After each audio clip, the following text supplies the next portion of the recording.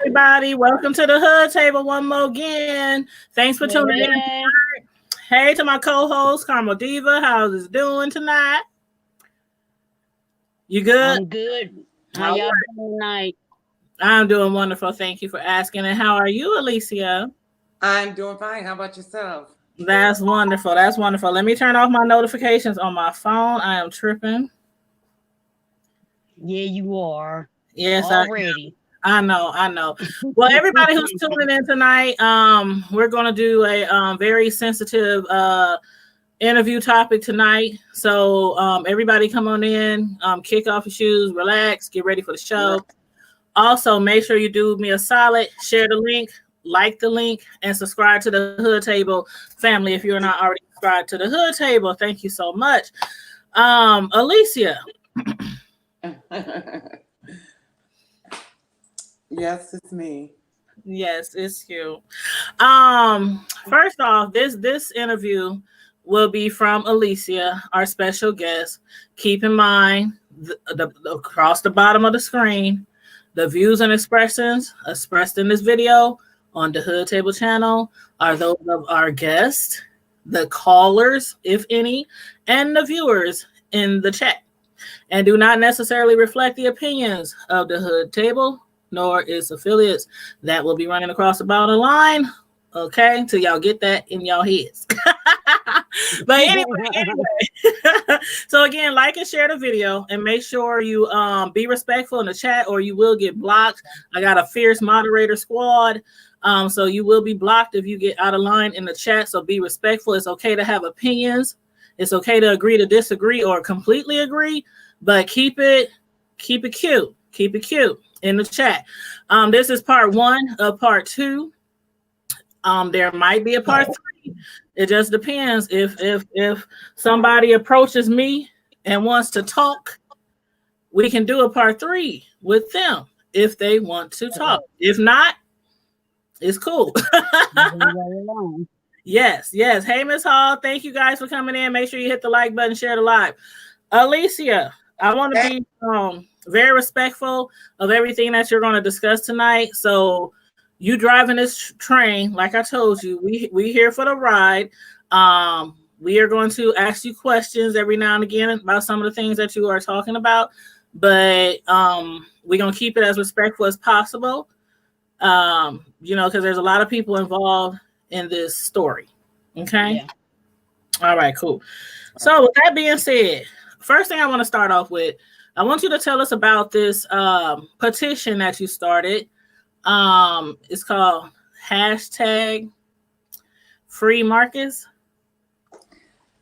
Hashtag Free Marcus was, I believe, something that came from the Most High, because when it came to me at the time where I was praying for Marcus. And I just believe in the power of speaking things into existence. And who is Marcus? Let the people know who Marcus is. Oh, I'm sorry. Marcus is my nephew. He's the son of my brother. And I just began to just put it, it's kind of was like putting it in, speaking it into existence. So I believe in calling things that are not as though they were. And I began to say, Marcus shall be free, free Marcus. And in the spirit, I believe that God is going in and doing his supernatural. Okay. So can we get some background onto what is going on? What's the situation?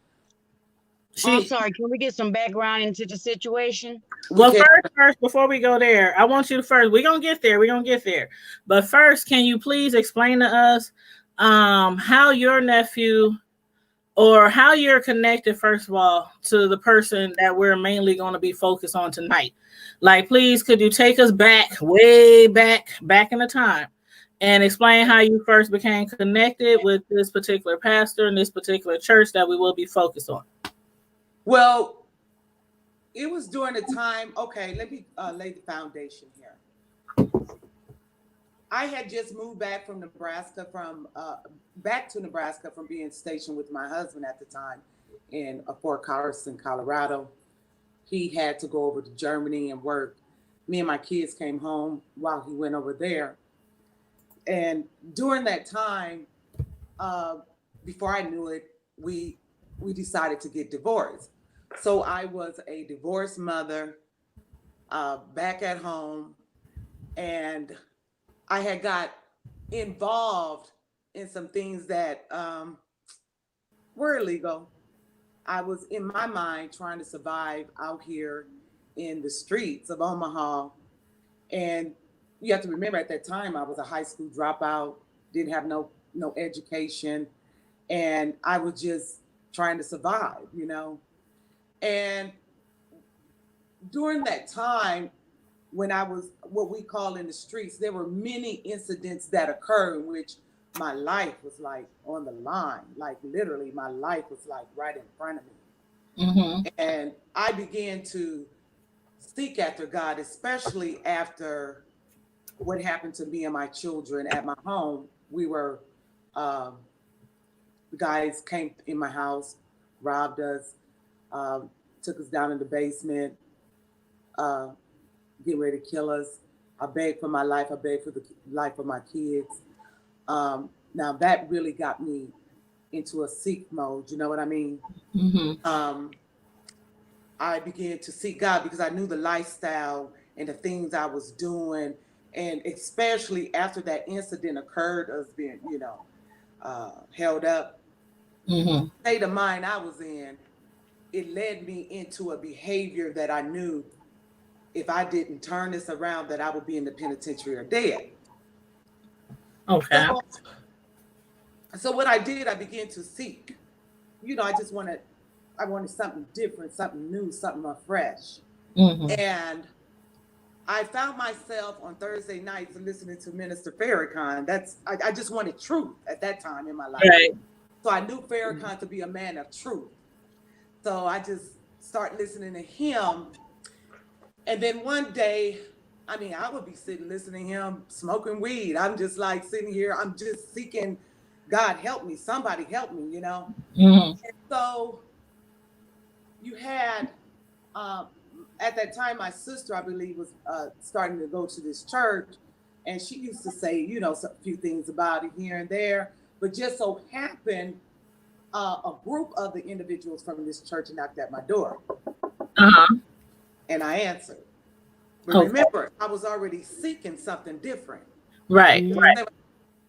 So I think that would have put us in May, and I wind up going to church there. And it was from that point on, it was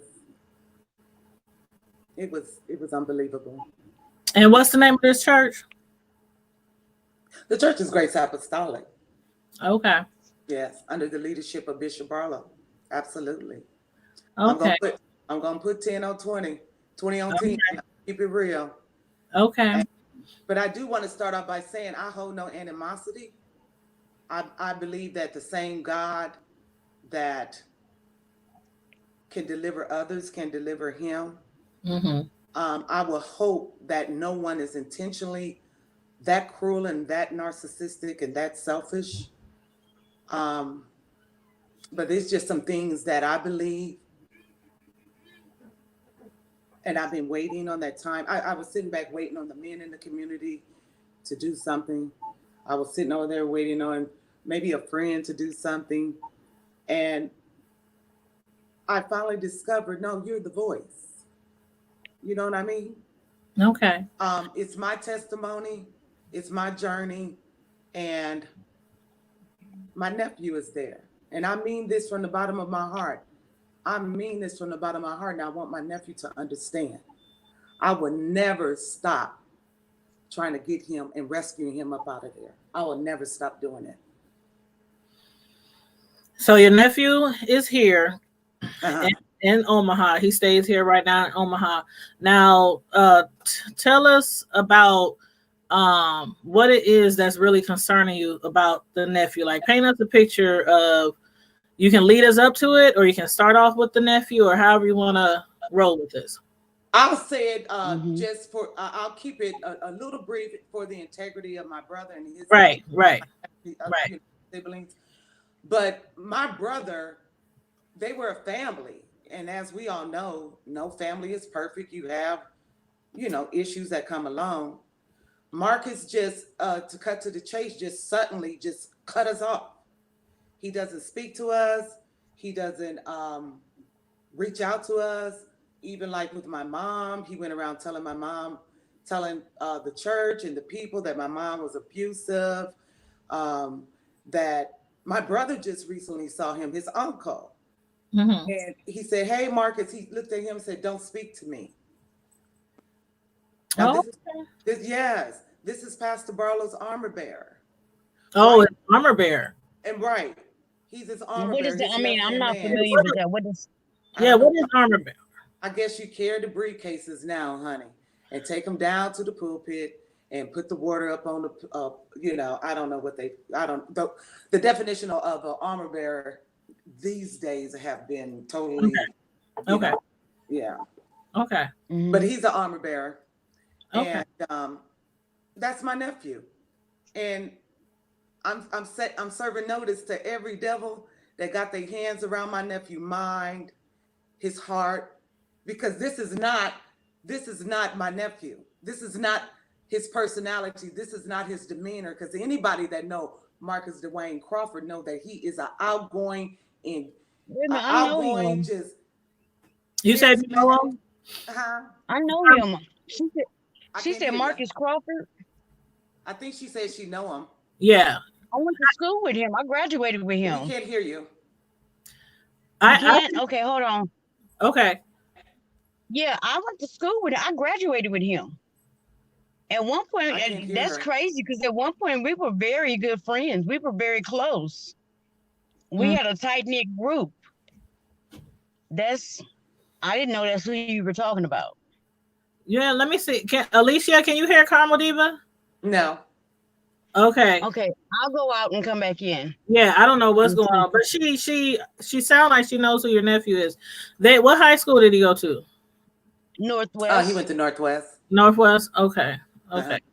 You gonna go out and come back? I think she's gonna go out and come back in because her sound. See, I'm just concerned because the behavior that he is exemplifying, anybody that know him, know it's not normal. Candace said in the chat that an armor bearer is like the right hand man to the leader. Thanks, Candace. Yes. Because I mean, I heard of it before. I just didn't know like 100% what it is, what they do. So thank you, Candace. Thank you, Candace. And there are just questions people just want to know. I mean, like, and I'm not. It's just questions that people need an answer to, and I think they all are fair questions. So, are you saying that he's been manipulated in some type of way from going to the church, or? I believe that, just like based on my experience, and okay, let me just back up. When I met this man, I was a broken individual. I was still seeking answers and understanding of why my father abandoned me. You know what I mean?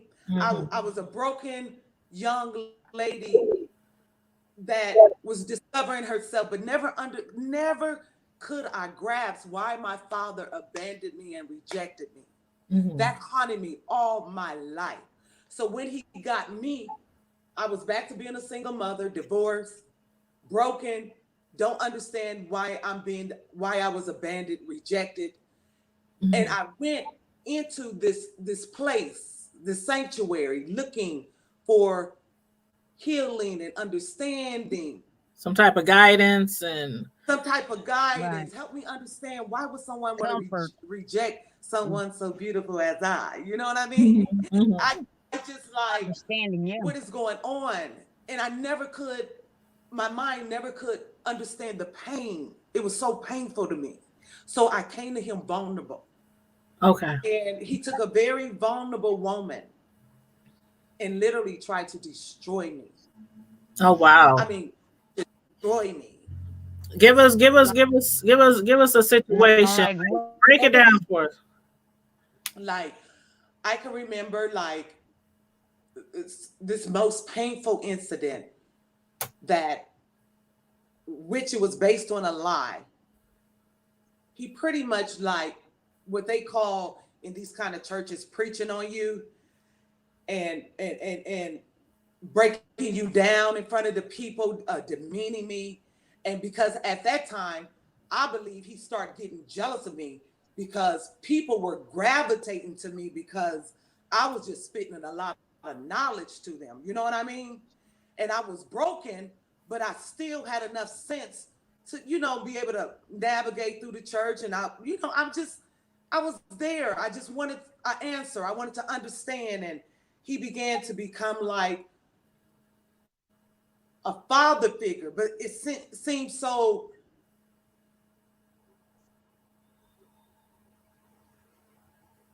It just kind of like put me in the frame of mind that I got confused, on the journey with him. Mm-hmm. And I trusted him with everything. You know what I mean? Uh-huh. And then when I began to notice how he was pulling me away from my family and he was saying things about me of regards to my family. Because at this point I had told him everything about me, everything that hurts me, everything that I could think of. I would just pour it on his lap and give it to him.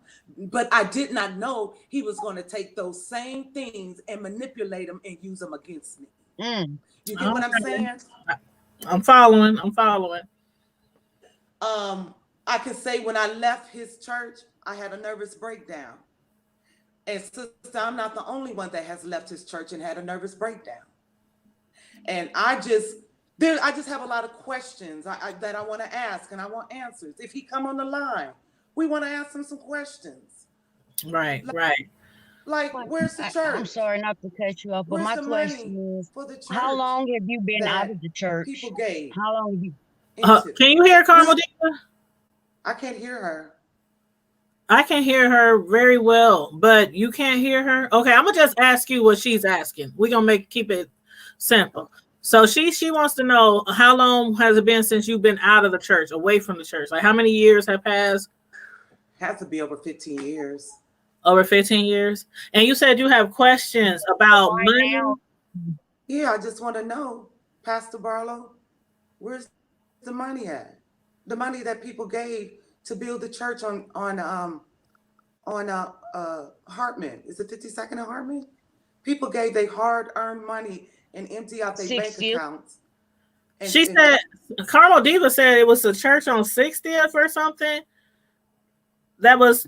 It was supposed to be off of 60th and Hartman. It was on 60th and Hartman. She's right. Okay, because I don't know anything about the church. I done heard all kind of stories over the years, but I really don't know. So there was supposed to be a church built, like the church that I rolled past that sign for 4 years. For 4 years? I rolled past that sign every day for 4 years on the bus. Yeah. Okay, so that was way back in the day. There. Okay, so yeah, in the 90s. Don't make it sound like I'm 100. I just want to ask Pastor Barlow, that's what did she say? If you're 100, then I'm 102. So we ain't gonna we gonna keep age out of this. We're gonna keep age out of this.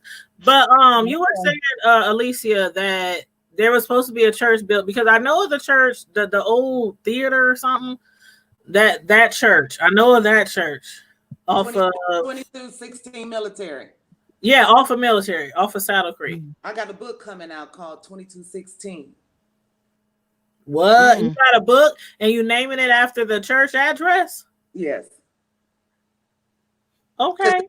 Because it's very important that people realize that just like you have pimps out here that prey on young girls and put them out there and have them turning tricks and trafficking them through the United States and into a foreign country, you got all these people out here that are preying on women, young girls, vulnerable girls, girls that are broken, that are just looking really for fathers.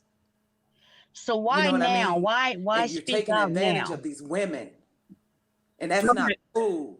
That's never going. Let me just go on and just be me for a minute. That ain't gonna never be cool. That ain't gonna never be cool with me. You're taking advantage of vulnerable people. That is not cool.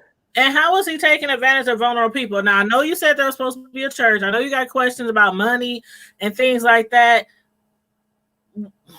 Emotional, psychological? I'm sorry? She said, was it like emotional or psychological or? It was emotional, psychological. spiritual manipulation, divination, witchcraft. Every evil thing was operating. Pitting one another against each other because then everyone's running and telling on one another.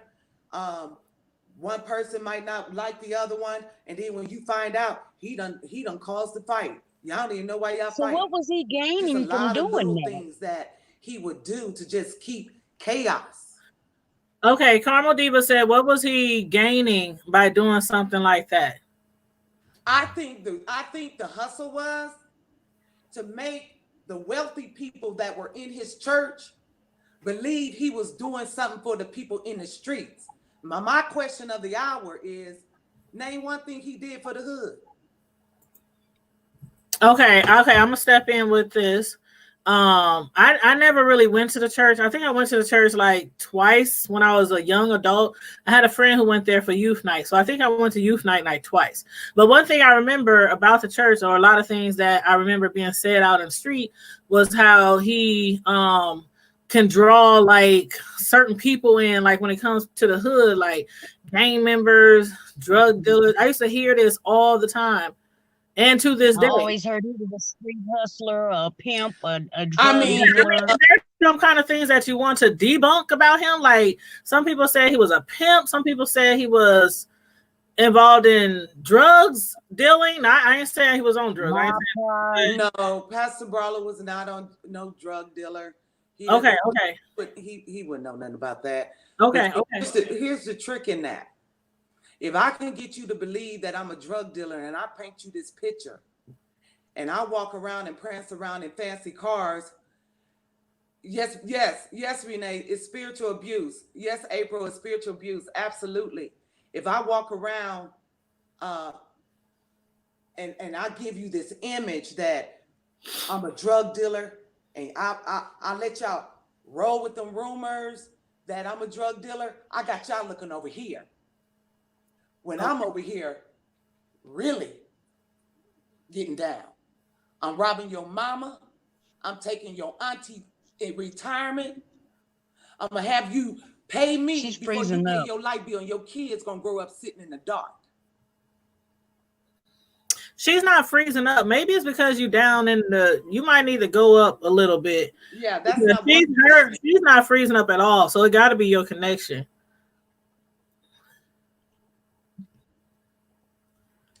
You know, Maybe yeah, you need to go up Okay. that's because kind you of a little downstairs and distracting for me. If you she in could, the garage. You probably need to come up out of I'll there. go up. I'm gonna go up in a second. All right, come back in later. Okay, so when you I'm gonna talk come out in a about second. I'm gonna grab my okay, stuff. so when you're talking about you think that he was trying to make people look towards drug because that was like the gossip in the street. I remember this yeah, as a I kid used to get about so this. Like, mad. what? Here, what? So I didn't, like I said, I didn't know, but that was just things that was said in the community. No, I used to get so angry because like people would say that, and I'd be like, "Man, ain't no drug dealer. He don't know nothing about being no drug dealer." You know what I mean? Mm-hmm. He's good at imitating, putting Mm-hmm. on a theatrics and making a show for you and getting you to believe it. Don't. I'm not surprised that he was able to draw young people. He has a lot of charisma. He's a charismatic personality, and I have a master's in leadership and coaching, and that's one thing we were taught that the charismatic personality is the most dangerous personality that you could ever have because it has the ability to lead you to the dark side. Mm-hmm. It's the same personality that you'll see with pimps. And what does a pimp and a preacher have alike? They have the ability to draw silly women to them. The church is packed with silly women. And we ain't gonna try to act like we don't see what we see. We've been seeing this for years. People been, oh, he's a drug dealer. He's not no drug dealer. He's a manipulator. He takes advantage of broken women. He's a narcissist. He doesn't care about you. He doesn't care about me. He cares about nobody but himself. Okay. That was a lot. That was a lot. So we know from your perspective, you truly believe he was not involved in drugs or anything like that. No, no, Because that's a I trick. mean, and the reason why I brought that up is because That's a again, trick. See, it's that's something why. that's been said for years because people are always looking at this man seems so wealthy, and it was a lot of like gang members who went to his church and things like that. So people kind of put things in their mind and they create their own, you know, So picture. when it comes to all the gang members, I just want to, have a real conversation. We at the table, right? Right. Let's have a real conversation. Has anybody ever stopped to think, okay, he did all these, he was from James Street, blood, and I'm just gonna leave it right there. Okay. Okay. I Okay. don't want to go too far into it, because I need to be. April Jennings is saying she was the first member. He was not a drug dealer. No, Okay. and I don't like when Okay. people say that. It's really So irritating. we gonna debunk those rumors out in Yeah, the streets. Everybody who be saying that stuff, people believe is not true. and So I believe it. My new motto is that I believe putting the addresses on things, especially if it's not going to cause anybody any harm. right. And I'm just going to say this out the bottom of my heart. I know a lady, and I'm gonna put her name out there because it is what it is. Not Janice Davis, um, Janet Perry. And I'm not Jennifer. doing this. I'm not doing this to like embarrass her. Okay, who's Make her Dennis feel better. Perry to I'm you? gonna tell you who she is. She's Okay. head of the Sunday school department at Grace Apostolic. See, you got a lot of co-conspirators over there. Oh, You okay. There was a lot of people that got blood on their hands, and they need to go apologize to the people that they should have been leading to Christ, and not. Let me just back up a minute because I'm getting my passion is getting ahead of me. Just give me a second. Okay. Take your time. Take your time. Um,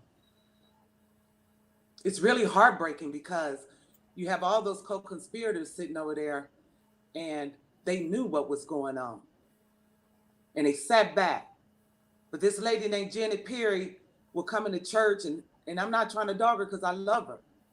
I love her. I really do. She come into church, her nose up in the air, and would treat people all snobby.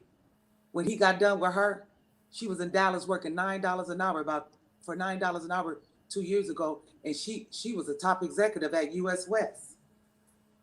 She cashed in her money, and from my understanding, allegedly, she gave most of it to him. So is this where your questions arise to as far as the church that was supposed to be built on 60th or 52nd, somewhere on Hartman, it never got built, but you're saying that there was misconduct with funds. Where's the church at? Money being taken from people Where's in the the church church. at? Where's the church? Where's the church? That's the question of the hour. Where's the church? Where is the church? Period. Did you take the church money and continue to build your wealth and forgot about the people? Where's the people money? Has People gave up anybody their, ever asked him about that? I mean, I'm sure they have. And because I'm just saying, if you collecting money, it's like collecting money for the doorknob in the church or collecting money for the youth group, and nothing ever happens. People do have questions. That's why a lot of people don't go to church because they're like, okay, all these promises are made. People handing out envelopes all the time, want people to donate all the time, and things don't happen in the church. So I understand why you got questions. I understand. I would ask too. How much money do you think was raised for the church? Had to be over $1 million, allegedly. Allegedly, Had to be over how much? I'm sorry. Over $1 million. Allegedly, the property wasn't even in the church or his name. It was in the Jews who owned them. So y'all didn't even own the land.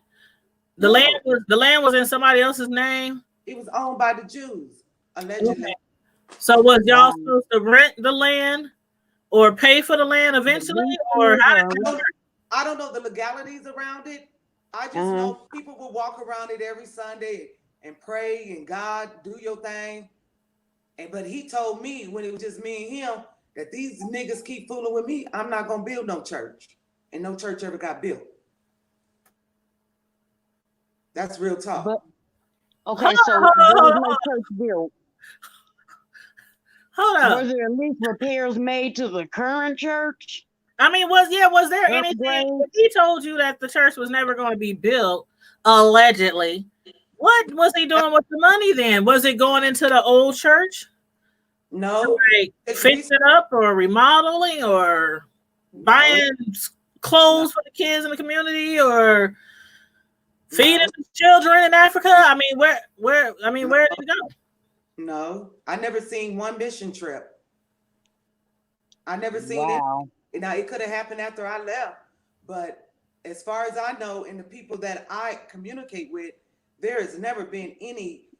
And let me go back to the question I put out there earlier. It's simple. Name one thing that he done for the community, and I'll wait. If anybody's watching in the chat and got some answers, feel free. Because I don't know the man. I just know. I don't know him personally. I've only been to the church one time, and that was for a funeral. But I gossip over the years. That's it. I mean, yeah, a lot of gossip and innuendos.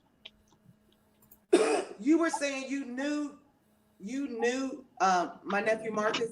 Yeah. I graduated with Marcus, and all through high school, we had a pretty tight-knit clique. We were all, because we were in choir together. He can sing. Yeah, and we all hung out together. In school, we hung out together. Outside of school, and then I say about maybe our senior year, he kind of started drifting away, doing his own little thing, which is, people do that. So we didn't, and then I didn't see him for a long time, but we were still on really good terms, I thought. But I ran into him one time, him and his wife and some other people at Rick's Boatyard down there off the landing. Yes. This was years and years ago. But I'm like, hey, how you doing? And he was just kind of like, hi. I was like, oh, okay. Good to see you. Glad you're still breathing. Did he recognize you? Do you? Yeah. So he knew you. Okay. He knew who I was. Okay, well, let me take a second here because I'm going to need everybody who's watching to like the video.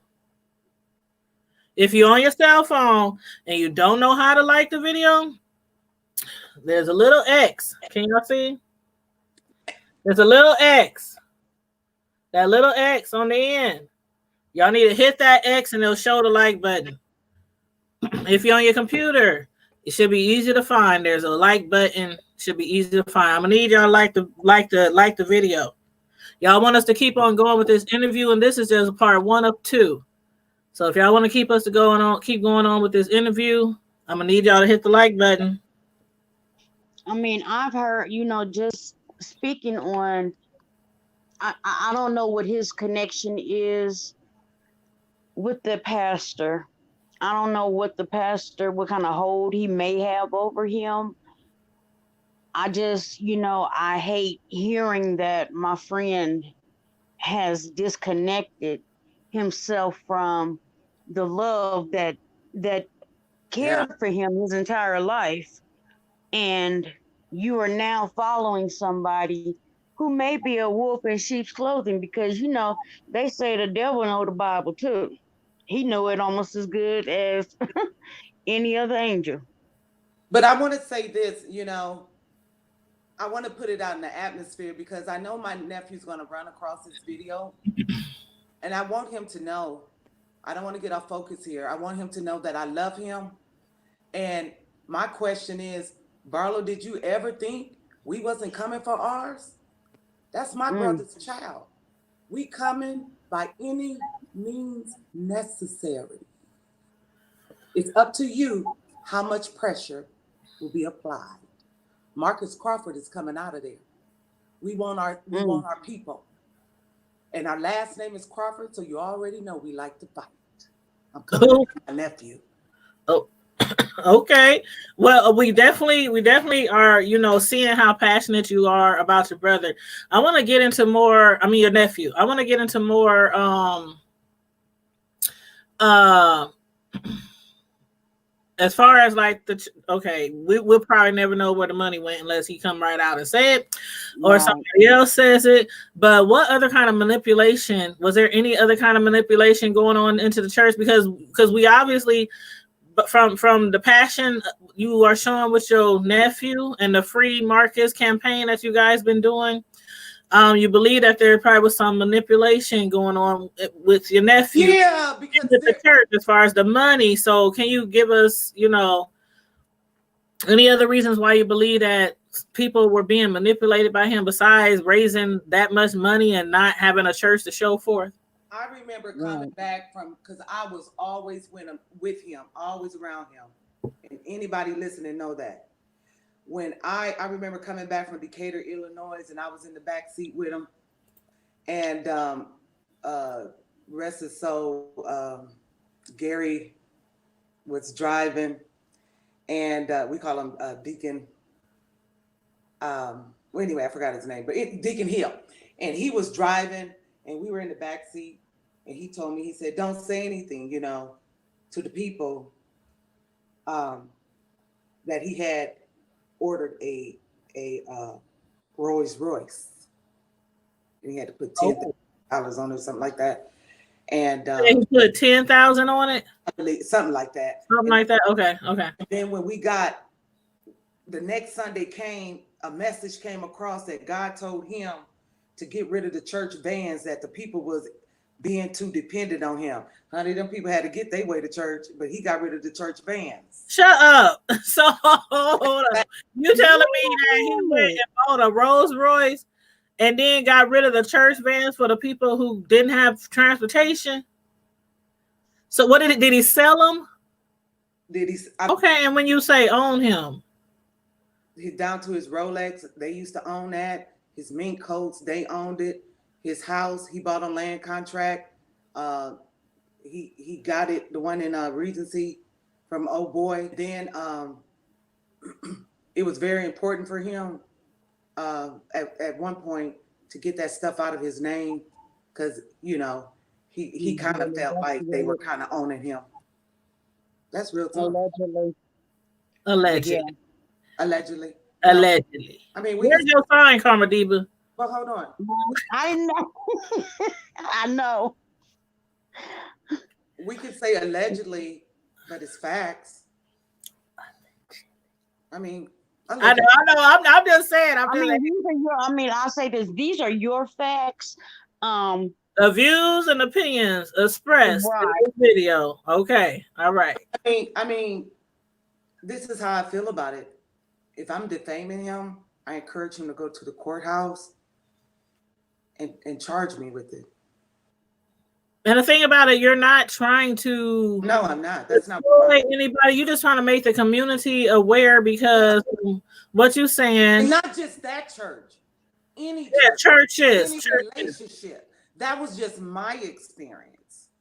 My experience is because I came to him as a broken young lady.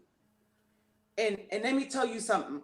I always been confident. I always had a rah-rah about me, assured of myself. When I got to him, he just he just ripped all of that out of me through fear, manipulation, trickery, playing mind games, creating situations, lying on one person in the church to make the other person fight each other. We have all with one another. It was just a big chaos, a big chaos. I got a question. Go ahead. Somebody in the past said destroying marriages. What's Yeah, that all about? definitely destroying marriages, putting them together and destroying them. Like, and So I'm you not said gonna put put the them brother together. Was it like an arranged marriage kind of thing? in a sense, like I'm not going to use old boy name because I have so much respect for him, and I'm not going to do him like that. But I know a young brother who was married to a beautiful girl, a beautiful young lady, Mm. and she did have some emotional issues, and he basically told the man to leave the girl, and that man left that girl. Was it like some kind of marriage counseling where they sought out advice and he said separate, or No, he had his finger wrapped around this young boy's mind. This young man just got out the pen, and the young man met this young lady, beautiful girl, and I'm not going to say her name. And they had issues, and you have to understand, if you in his church and you have a marriage, it's you, him, and your husband. You get what I'm saying?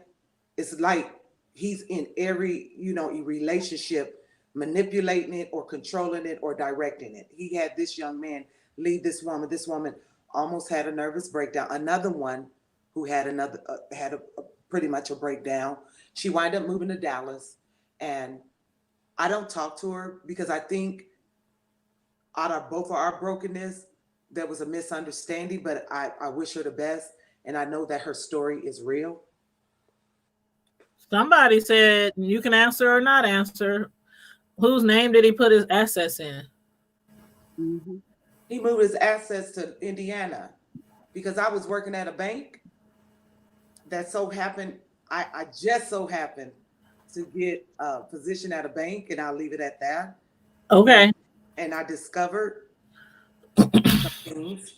And once he found out I discovered the truth, he moved all his money to Indiana. Wow. Hmm. But Now, he's And so there have been no formal investigations as to where this money is going, why it's not being allocated properly, or like I said, even upgrades to the current church. If you're not going to build a brand new one, you have to be accountable at some point in time. They don't have a board of they yeah, don't what have like kind a of board board of does the church directors, have? Do y'all have like deacon a? board or anything, yeah. a deacon I board mean, or I know you don't go there now, but most churches yeah, have a yeah, board where all the money in the church gets allocated here, here, and there, and the pastor gets like a certain percentage or a certain salary per month.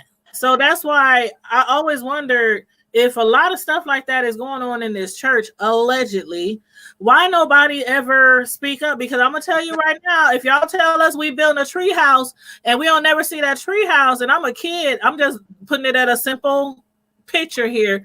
I'll be like, Mama, what the pastor do with our tithes and offerings? Where's our tree house? But then right. we see him rolling around with these very expensive cars and living in some expensive homes.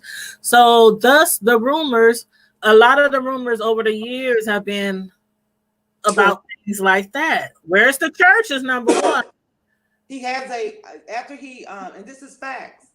After he didn't build the church, he suddenly start buying property in Paris, property in Mesa. Paris.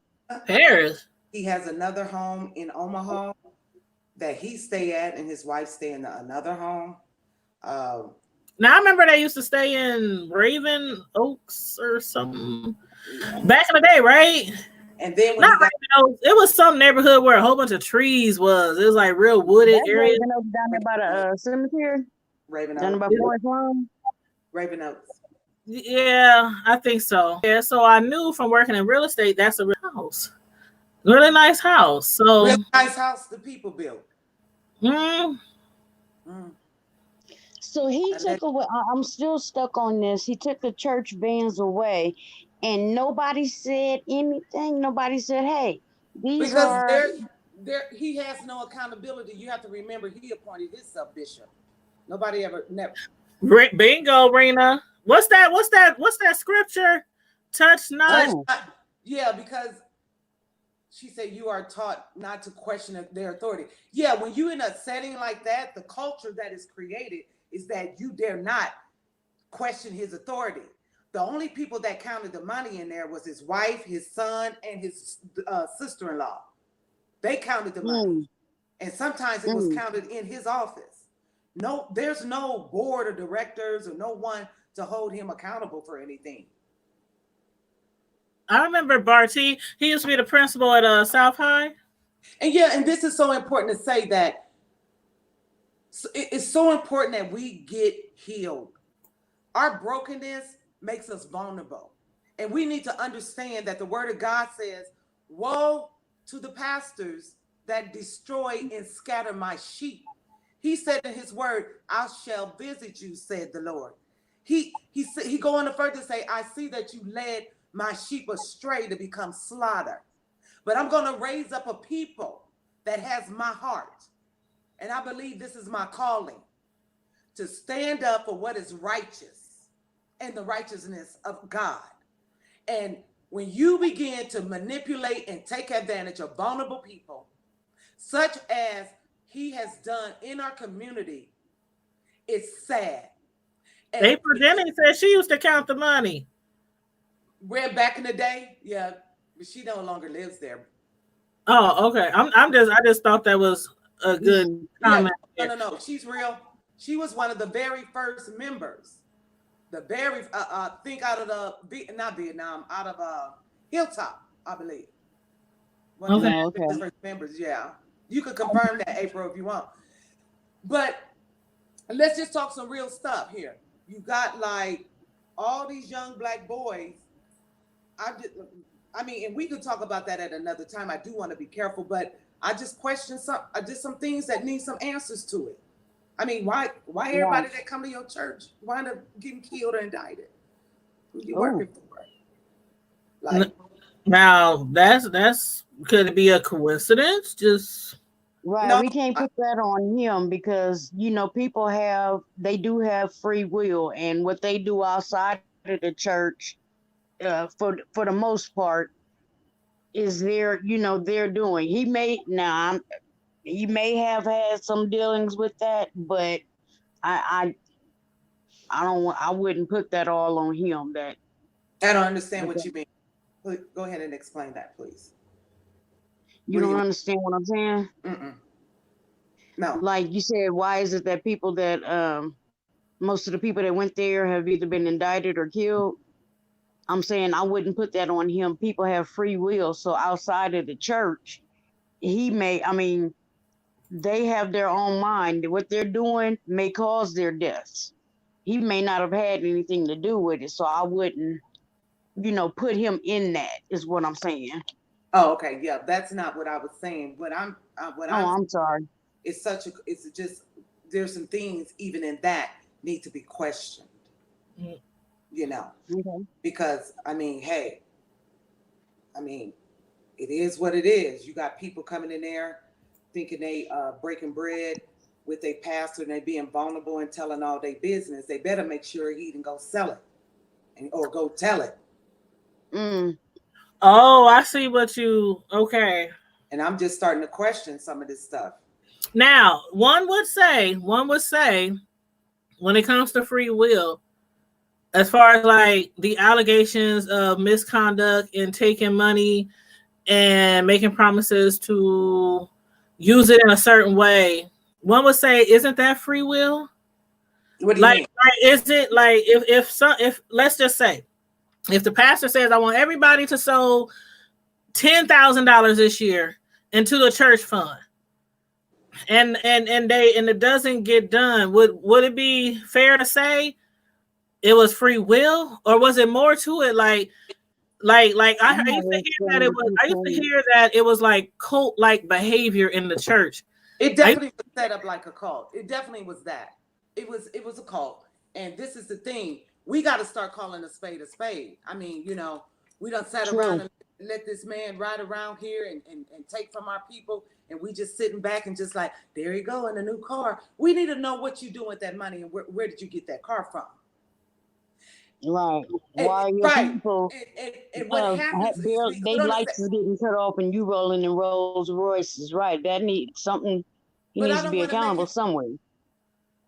but I don't want to get petty in this conversation. What I want to just stay focused on is that he's Mm-hmm. taking advantage of broken, vulnerable women and he brainwashes them.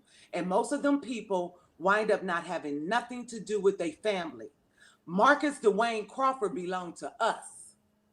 And I will not, my family will not permit this to continue without a fight. And however fight or whatever way you want to fight it, we're going to fight it. But I know personally, I'm ready to die behind my nephew. And that's just, it is what it is. Okay, so and I think, and let me say this again too, because there are some very important people on the line listening, very important people.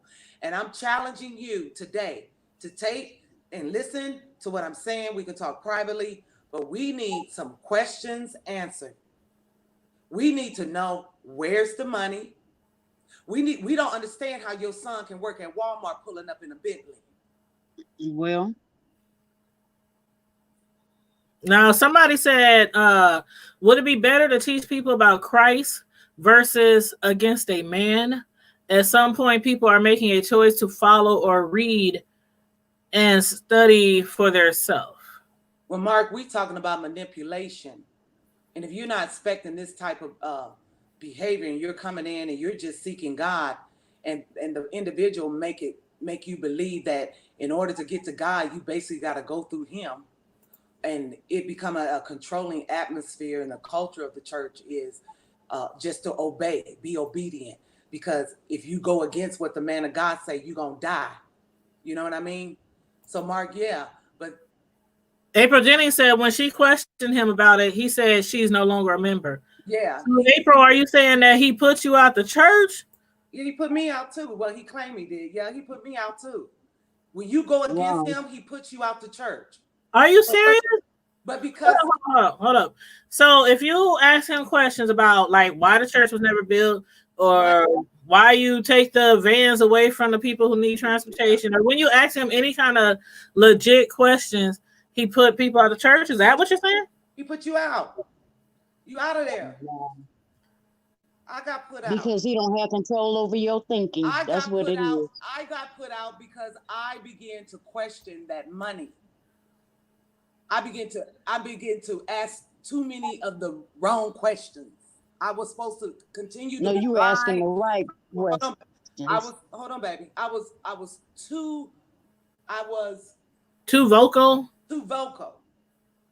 I was respectful with it, but I would privately when it was me and him, because I just came out the streets. I mean, I'm loyal. I mean, I'm cut like that. You know, hey, bro, you know what I'm saying? I ain't feeling that. That ain't cool, you know. You know what I mean?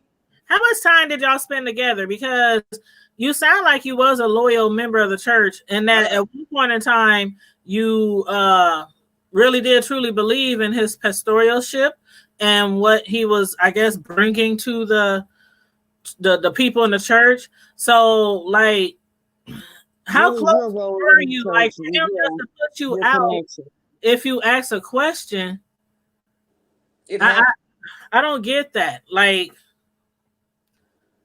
does it matter how long you were there? How close you were to him? Well, I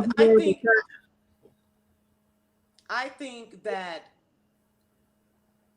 my experience was because I was so well connected in the streets. I knew the who's who, and that's something that he had to have because he wasn't raised in, you know, around the type of environment that I came up out of. You know what I mean? And the people I was running with, I knew the who's who and what was going on in the streets. You know what I mean? He knew it from a certain level, but I was able to take him to another level and introduce him to other people that were out there. You know what I mean? Are you somebody said when there's both Crips and Blood showing up in service, that might have been some beefing and seeing one another. It could explain why some might have ended up dead.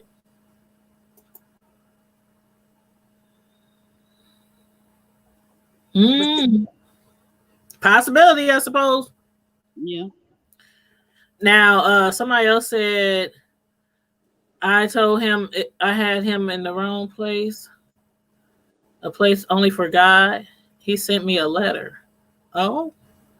He scared me one time and told me I was going to move to Colorado, go back to where me and my husband were stationed. He told me, and this this is a trip. He told me, you gonna die if you leave the will of God, because he had to have me there. I mean, you know what I mean? I was a muscle. So I was like, whatever, I'm leaving. I'm leaving down I-80 headed to Colorado Springs. Baby, I got to that Colorado border. Fear came all over me that I was gonna die. Do you know I turned right back around? Fear. Really? It's real. So, It's okay, real. my question with all of this that has been said tonight, what took so long to come out with it? What the timing? I guess I'm asking, you said you left 15 years Well, ago. she did say that in the So video, beginning of the video. That was one of the first things she said when you was what's talking that? about you were waiting on other people, like other leaders in the community, men. You was waiting on somebody to But do I or just say. got a question for the brothers out there though. I mean the real brothers out there. I mean, why y'all ain't protecting us? Like, why are y'all permitting this to happen? This is a real question, a sister to a brother. Are we so why are we accepting this type of behavior and no one has stood up for us within our community? Now that yeah. Okay, we got a question from the chat. Speaking of free will, is it free will that your nephew likes his pastor or the church? Seems to me if he wanted to leave, he could leave if he choose to, right? That's what the Yeah, Deanne, yeah. I can understand you thinking like that, but when you have a spirit of manipulation and fear has been placed in your spirit and you feel like you're out of the will of God if you were to leave, that is a very, very, very delicate position. When I went there, I used to cry and pray somebody come snatch me out. I used to cry and ask, oh God, give me so much peace. I would be tortured. I'd be sitting in church, like scared. My stomach is twirling and like you got like a butterfly in your stomach because you were full of fear because he operates in fear. Now, when you say operate in fear, though, I mean, paint a He picture used, for us. he used fear tactics. Like, you can go back out there if you want to. God will kill you. Or you always hear about how God's going to kill you, or how you're going to get cancer, or how you're going to die of a disease, because if you leave the will of God or you leave my church and you know God called you my church, you're going to die. Okay. A lot of manipulation. So it was all about leaving his church and not necessarily leaving Christ or looking for a connection for yourself, like reading the word and Even if you know learning the for word and you self. learn for self, he doesn't really want you learning for self. If you really crack open the Bible and dive into it and get to learn that word, that's going against everything that he's trying to do. He's manipulating the situation. He's taking advantage of vulnerable people. But back to the brothers in the hood, like, what we gonna do? Like, I mean, like, we're gonna permit this to go on in our community? Like, for real? That's just a real Mm, question. And I'm not even mad. I'm not absolutely not mad. I just know whatever is going on over there, it can go on over there without mine in there. right, Marcus right. Yeah. is coming out of there. And Okay, now it's gonna let's be get like, into that. Let's get into that. Now we didn't talk about how you believe he was manipulating and might have misused funds from the church to profit himself or support his own needs. Um, Tell us about your nephew. Like, why do you feel like he's manipulating him? Like take us to the beginning, how he met him, how he and bring us to the now. Marcus was going to school here. His father went on a tour. His father's military. Marcus came home, was going to school, and started going to Northwest. And he had a good friends, Jason and Mark, that grew up on my mama's block. Mm-hmm.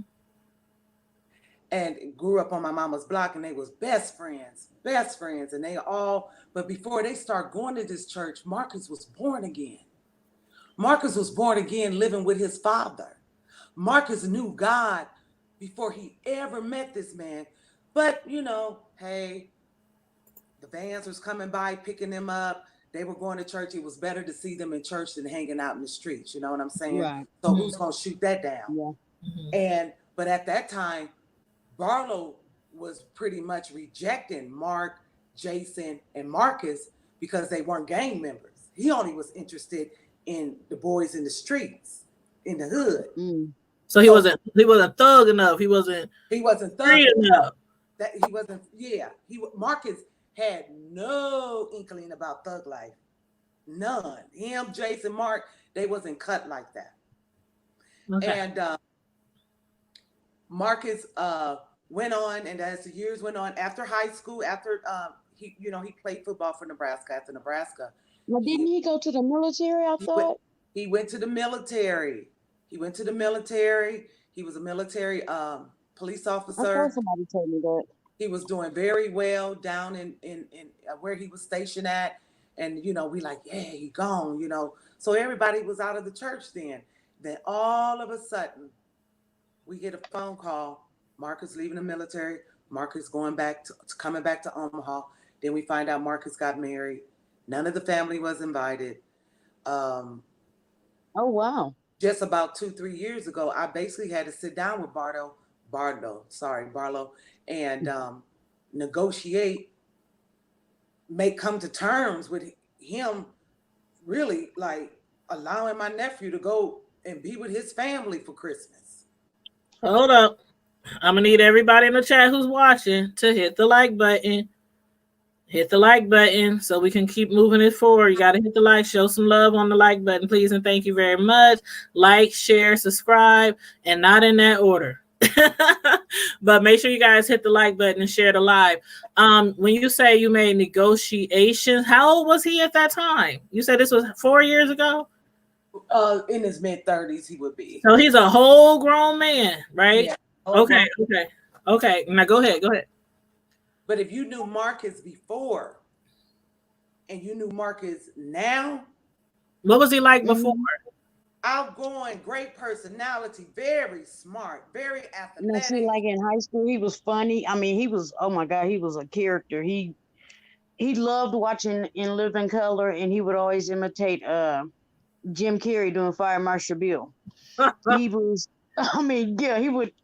I mean, Marcus was hilarious. He was. I mean, he was fun and outgoing, and like I said, it was just strange when I ran into him that time that I got that kind of reception. Now, that may have been he may have been having a bad day or something. I don't know.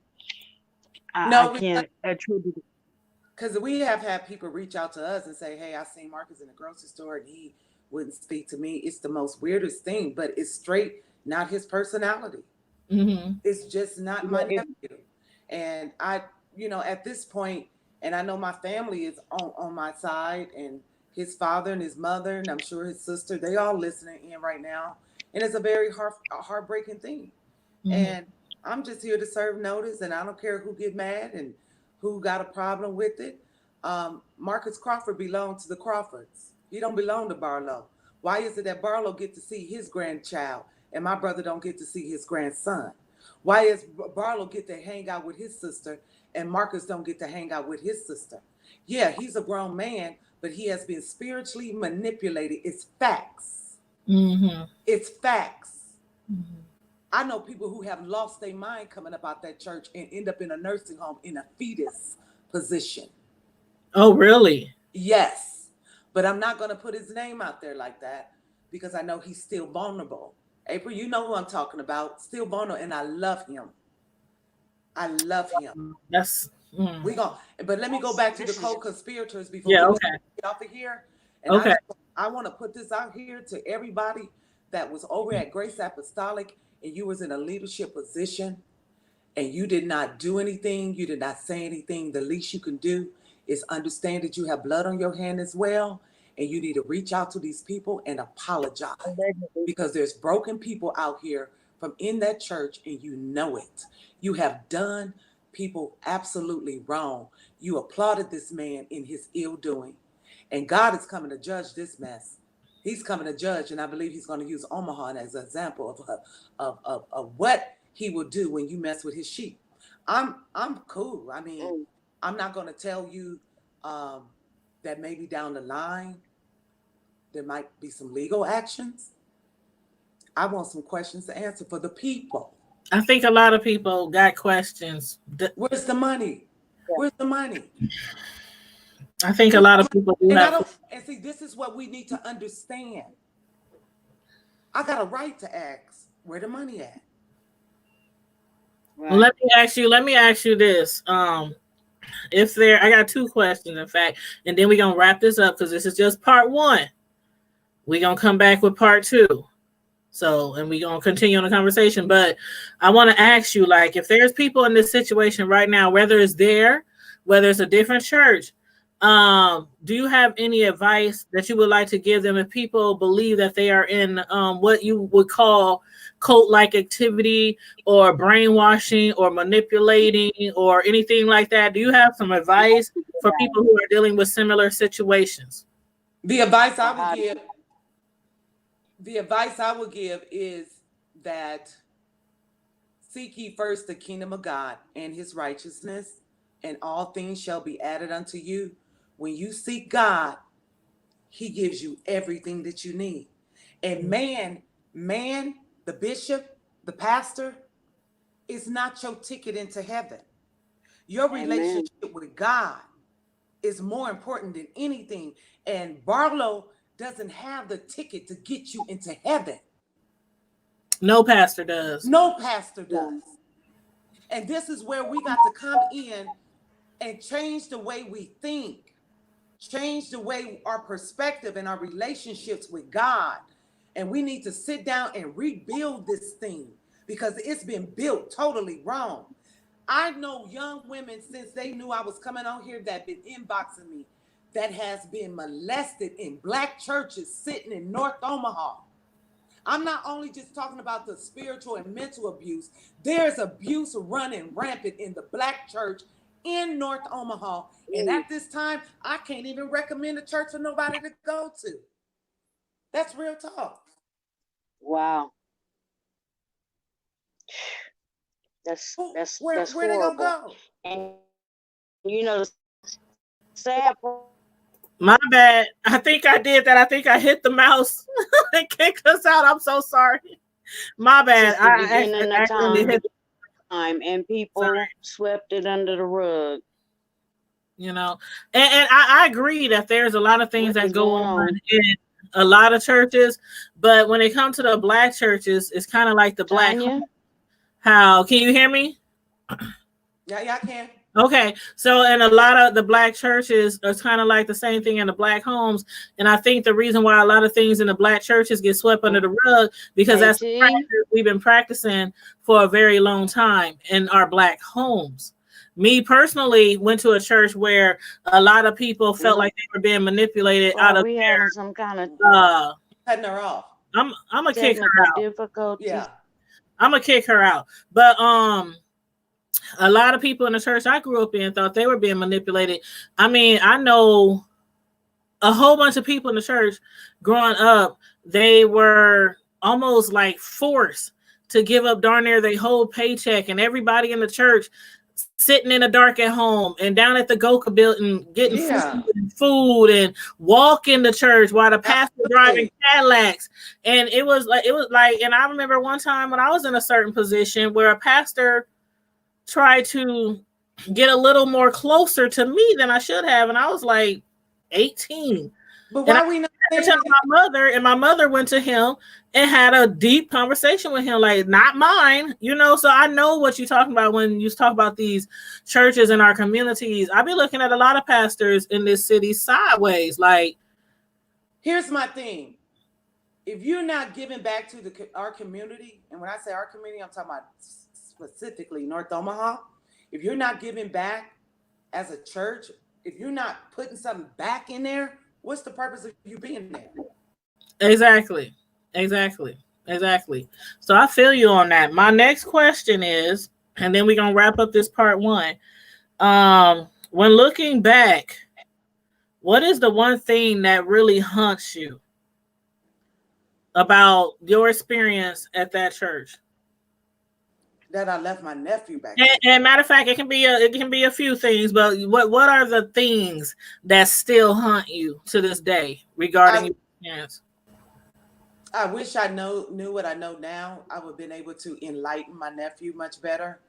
The thing that haunts me is my nephew being there, and I need an answer for a lot of these indictments and funerals and dead our young black men. I want some answers. I That want attended the church. That I want attended the church. yeah.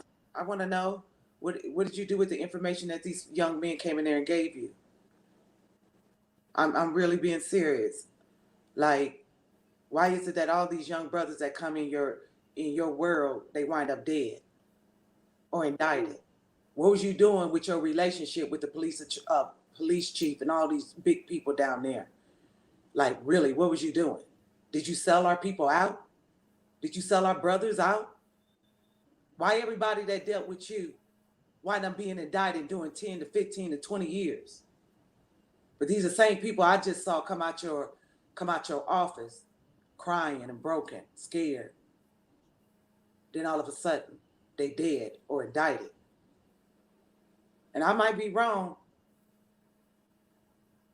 but I Wow. I was there. And I got a stack of obituaries that sit about like this. Oh, Mm. and I'm just keeping it 100. These are questions I want to ask, and he can jump on the live right now. I don't know if I don't know if he's watching, but Oh, he that watching. He yeah, watching. we gonna talk about that. We gonna talk about that in part two, amongst some other things in part two. So everybody who is know watching he's tonight, watching, but we do want to, if he wants to, come on and say his side. we will get him that opportunity. We will get him that opportunity. That will be a part three. And if Alicia wants to join that, she has the opportunity to join that. But after this part one, we're gonna do a part two. We're gonna talk to Alicia again, and she's seeking understanding. So she's seeking answers, and I think she has every right to. I think she has every right to. From what I can tell, it seemed like you were really close to this pastor, and that's I don't see it as you coming at him like you just trying to destroy. I don't see it that Said way. that You would know, I don't never see it happen. that way. So I think you just want answers. And I think a lot of people, from just all the things that I've heard over the years in the streets, I think a lot of people has answers. And I think anybody who belonged to that church, I don't see why you cannot ask your pastor certain things, especially when you are contributing to the church. Well, I'm just putting those questions out there. Simple question. I'm putting those questions out there. He can answer them. He knows my number. He can Mhm. call me, give me the Yeah, answer. he don't even have to come on here. Yeah, He he don't don't. even have to come on here. It's no pressure. Yeah. I don't want him. I don't want anybody who takes this back to Barlow. There is no pressure. I'm not trying to put him on the stand. I'm not trying to crucify. Yes, I'm just saying that he yeah. has the opportunity if he wants to. He can reach out to her personally. He can reach out to me if he wants to come on the show. He can reach out to her personally. They have each other's contact information. So, that's what that's all about. That's what that's all about. But anything else you want to say before we end this live? And then I will schedule part two. So everybody who is watching right now, please share the video, like the video. Anybody that you think might would like to watch this video, make sure you share it. Post it on your social media, Facebook, IG, Twitter, whatever. But let me say this though. I want to make Okay. it clear that this is not anything personal. Well, it is a little personal because my nephew there. Because your nephew's involved. But my overall goal is for people to build their relationship with God, tear down whatever you got now, because all this stuff they do, what never happened. Him coming on here or reaching Oh, out to you. I think yeah, that's what she means. yeah, he'll never come on here. He don't want the smoke. He don't want the smoke. He doesn't want the smoke. And let me tell you something. I'm okay. It took me a long journey to get to where I'm at. I went back and I got my broken pieces together. And it wasn't a man that told me that I was acceptable. It was God that told me, I accept you for who you are. And I believe that my goal, and I'm gonna be honest with you, I just ran into my calling. My calling is to advocate for God's people. It's to advocate for God's people, to be the voice for God's people. And I'm first gonna go get mine by any means necessary. And I'm not trying to be like disrespectful, but I'm here to give you all the smoke about my nephew, and however you want to do it. We could do it spiritually. It is what it is. We coming to get And our on that note, we coming to get my nephew. and on that note, tune in for part 2. I will post a live notification. If you are part of the Hood Table channel on Facebook, we have a Facebook group. You can click join to join a Facebook group where we talk about all kind of topics from our hood and abroad, the good, the bad, and the ugly. That's all what the Hood Table is all about. We talk about our communities, other communities, the good, the bad, and the ugly. So again, make sure you like this video, share this video, subscribe to the Hood Table channel, follow us on Facebook, IG, Twitter, and let everybody know there will be a part 2. There will be a part 2. And Pastor Rollison, he said, praying for all, but all pastors and all churches are not corrupt. We must keep that in mind. Amen. I absolutely agree. That's no. Can I say something? Yes. Pastor Rollerson. No. I want to make that clear. Mm-hmm. I know there are some good pastors out there, and I do know Pastor Rollerson. Yes, I want to make my pastor. That's my pastor. I do know. And I should let me go back and reframe. Pastor Rollerson, if you are willing to take on some of these young girls that are calling me and I'm talking to, I don't live in Omaha, but if I do know you, if you're willing to work with these young ladies, I appreciate it. You can reach out. And we can get together, because I do have young women that are reaching out to me, and I no longer live in Omaha. I live in Dallas, Texas now. Yeah, but well, yeah, we have to also look out for our young men too, especially if we expect them to be the leaders in our community. But let me say this. Okay. The bottom line is abuse alters the relationship with God. These people then make themselves God. We have to understand, and I'm not going to go too far because I understand my audience. We are dealing with a spirit of divination, which is a form of witchcraft. And if you look in the Greek, divination means python. Python ain't going to eat you, but it's sure going to come and squeeze the life out of you. And that is what is happening to people. The spirit of divination is wrapping itself around you and is squeezing the life out of you. And then that spirit comes along, manipulation and fear and all this crazy stuff. And it comes and it now forms you into what that man and the purpose that man has for you. You are no longer seeking God, you seeking man. So we have to, even in your vulnerability, and I understand women, women populate the church. Especially the single ones, the single mothers. There's a lot of them. There is no way. Let me just say this. There is no way you're going to be able to move around in North Omaha and not run into vulnerable African American women, based on statistics. And I know in our church growing up, it was mainly single parent family households with Black women, and they drained their pockets, brainwashed, manipulation, pastor rolling like they superstars, and everybody in the church poor and can barely feed their own kids. So I get why you say these women are coming at you like, yeah, I got relationships. Because they went through some of the same things, allegedly that you were speaking about on this show. But I saw this for experience in my own eyes, with my own eyes at my own church. So I know everything we're talking about in this. It's time to clean house.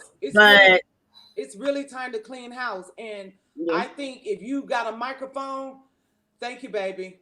If you got a microphone and you standing up and you speaking on behalf of the body of Christ, we got a right to call you out on your mess.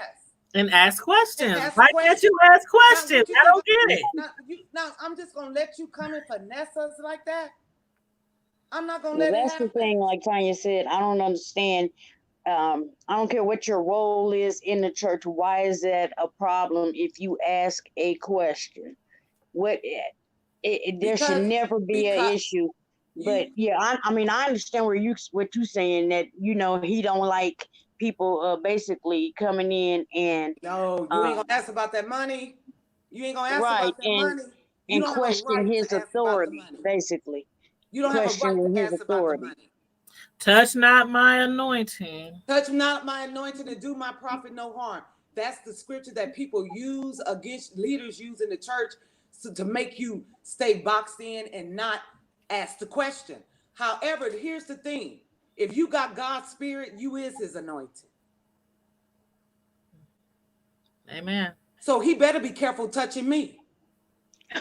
Oh, and on that And note, on I that think we. note, Hey, I'm just kicking knowledge. I mean, I'm just I don't have no. I mean, only person I want out of there. I mean, I want everybody to be free, but I'm coming to get my nephew by any means necessary. It could. I don't know. I'm just gonna be applying pressure, and as you tell me. I'll leave it alone if you send him to 25, 28. I mean, I'm keeping it real. And I am getting my family pumped up. I am getting the right people in order. And my nephew is coming out of there. And he gonna be everything that God called him to be. He's not gonna be someone who's out here looking crazy and acting weird and not speaking to his family. He doesn't even speak to his mama. You got to know something's wrong with that. He doesn't even speak to his grandmother. And I think, Carmel, you say you met my mom. He doesn't even A speak to my handful mom. of times, yeah. My mom is the most beautiful soul. He went around telling people my mom abused him. Like I said, my brother saw him one day. He wouldn't even speak. We got to start holding these people accountable. And woe to you that scatter God's sheep. Woe to you. somebody said, when the book coming out? You writing a book? I You told calling y'all, it, what was you gonna call it again? 2216. Which is the address of the church that 2216. we're referring. Oh, Yeah. that's when you That's gonna told me be what you was titling the book, I was like, "Ooh, child." yeah, Yeah. girl. You talking about a jaw dropper? I was like, oh, My Ooh, book, child. my book is called 2216. It's dealing with spiritual manipulation, and it's basically a survivor guide. So how far all into the writing process are you right now? How far is I'm like how at far is it? chapter, and I can tell you, I've been writing this thing for at least like 5 years because I Mm-hmm. want to make sure that I'm really precise in what I'm putting out there. And a lot of things, seriously, I, you know, one thing, my father passed away this weekend, and I was with him when he I'm passed away. sorry. Thank you. I Aw. was I was with him when he passed away, but I learned something in that passing. I'm okay with death. I have found peace with death. And there is a possibility that if this go further, and I told my family this, if this go any deeper, it might cost me my life. I'm just giving y'all surface stuff. Y'all ain't even April. we ain't April even said I can definitely. Go ahead and do that. Okay, April. send her Okay, the link. Thank you, April. I will definitely be You could reaching out to definitely, you. I'll get your yeah, information from Alicia, and yeah, we can make that work. You yeah, could So you could throw her on part two. yeah, we can definitely have you on part two. yeah, Part yeah. two, again, like I said, for this video, click the like button, share it, share, subscribe to the channel. But after you hit the subscribe button, you have to hit the notification bell and click the notification so you can know when we go live. So part two is coming up. We're gonna have other guests on part two telling their stories, and then we're gonna wrap this all up.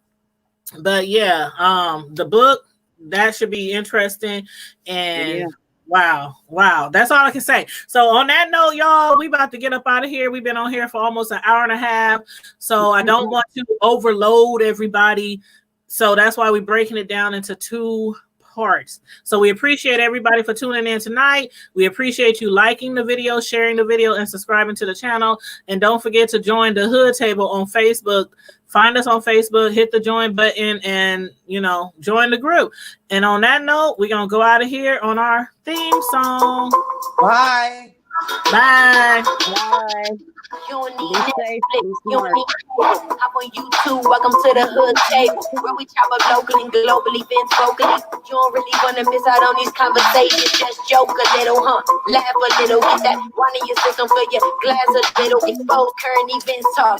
Trash a little. You never know, these opinions might clash a little. Get addicted to the content. Got them binge watching. You don't like it, then you want invited. Bet your friends watching in the house and in your job parking lot before you clock in. They don't wanna miss a second, but it's HD content. Everybody think they got something to say, so it's an open invitation, bring it to the table. But if you come whack, just know we ain't buying in. We gon' probably turn your back and tell you sorry, try again. Yeah, welcome to the Hood Table. You don't need Netflix, you don't need cable. Yeah, welcome to the Hood Table. You don't need Netflix, you don't need cable.